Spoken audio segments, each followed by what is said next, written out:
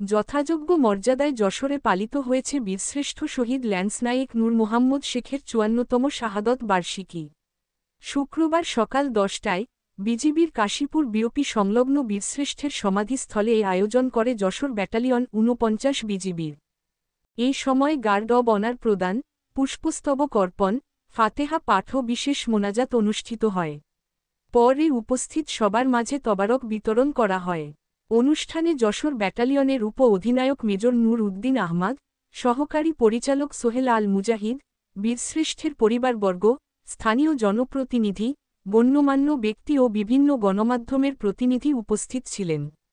যশোর ব্যাটালিয়নের অধিনায়ক lieutenant colonel Saifullah Siddiqui, SPP, PSC বলেন, মহান মুক্তিযুদ্ধে আত্মদানকারী বীরশ্রেষ্ঠ শহীদ ল্যান্সনায়েক নূর মোহাম্মদ শেখের অবদান জাতি চিরকাল শ্রদ্ধার সঙ্গে স্মরণ করবে। প্রতিবছরের ন্যায় এবারও যথাযোগ্য মর্যাদায় দিবসটি পালন করা হয়েছে।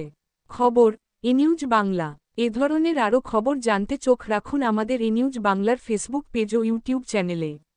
ধন্যবাদ।